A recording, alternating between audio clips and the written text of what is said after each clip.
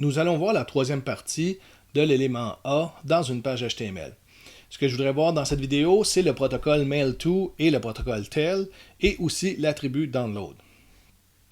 Donc, si on regarde notre premier exemple, c'est le protocole mail-to. Ça nous permet, le mail-to, d'avoir un hyperlien dans une page web et lorsqu'on clique dessus, ça nous amène l'application pour envoyer un courriel.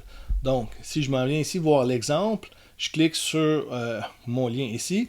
Et là, il essaie de partir mon application mail. Bon, il n'est pas configuré sur mon poste présentement. Donc, il voudrait que je me fasse un compte, que je me crée un compte ici. Mais ce que ça fait, ça fait vraiment ça, c'est quand je clique sur le lien, ça rouvre l'application qui est par défaut sur votre poste de travail ou sur votre mobile pour essayer d'envoyer un courriel. Ça n'envoie pas des courriels avec Gmail ou Outlook 360. Okay, donc, ça ne va pas envoyer des courriels avec des engins de courriel qui sont virtuels, qui sont sur le web, mais il faut avoir une application d'installer soit sur votre mobile ou sur votre poste de travail pour que ça fonctionne.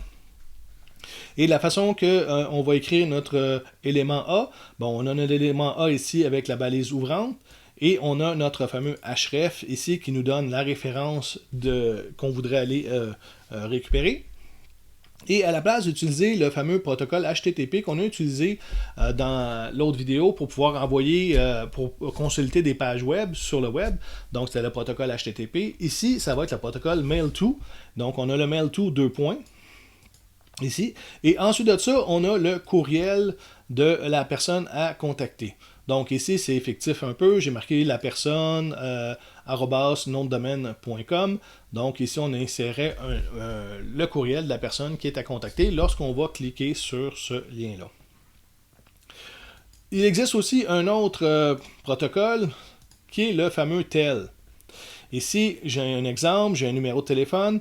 Donc j'ai ici la balise A ouvrante et j'ai mon href, et dans le href, alors encore une fois ici, au lieu d'utiliser HTTP, j'ai utilisé tell, et j'ai le numéro de téléphone. Le plus 1, c'est le code international que vous pourriez utiliser. Et ici, c'est le numéro de téléphone à signaler. En fin de compte, j'aurais pu écrire n'importe quoi ici. C'est ce qui apparaît ici comme lien cliquable. Bon, j'ai décidé de mettre le numéro de téléphone.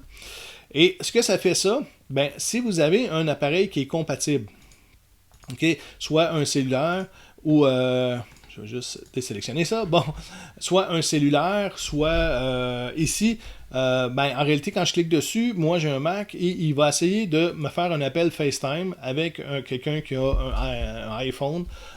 Donc, il voudrait que je fasse un appel à FaceTime.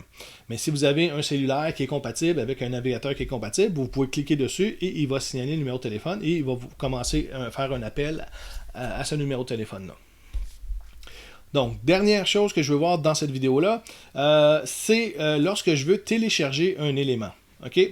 Ici, j'enlève ça ici pour tout de suite, puis je vais vous montrer qu'est-ce que ça fait. Ici, j'ai un fichier, OK? J'ai dans mon projet, j'ai ici dans le dossier téléchargement, je vais agrandir ma feuille, j'ai un fichier PDF. Un fichier PDF, c'est pour consulter, c'est du texte. Donc, je m'en viens ici.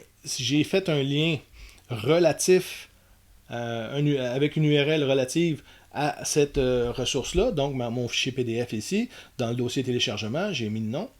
Donc, quand je m'en viens ici, lorsque je vais cliquer dessus, ben, il essaye de l'ouvrir dans le navigateur. Ça, c'est des nouveaux navigateurs. Ben, les nouveaux, assez pas très.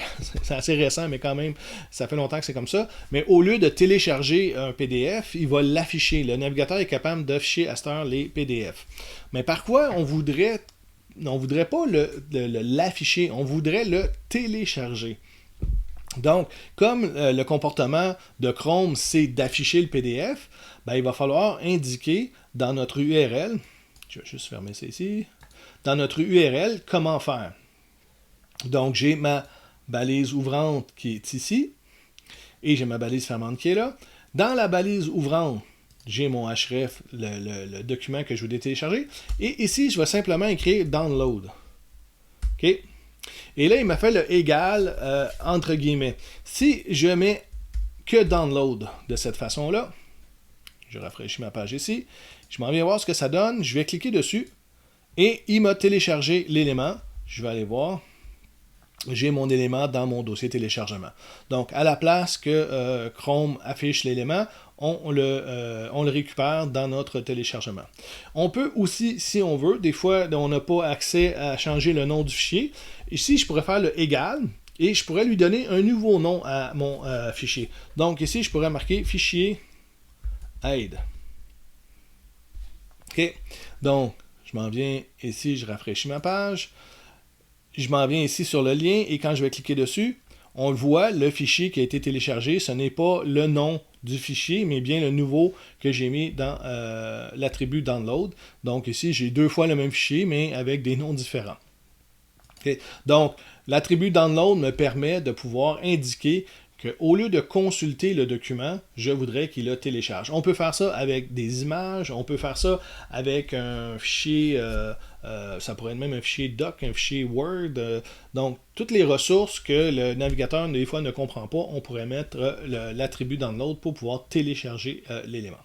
Donc, 3 choses. Le mail to pour pouvoir envoyer un courriel à une personne, le tel pour pouvoir téléphoner à une personne et l'attribut download qui nous permet de télécharger des éléments qu'on voudrait consulter par la suite sur notre poste de travail.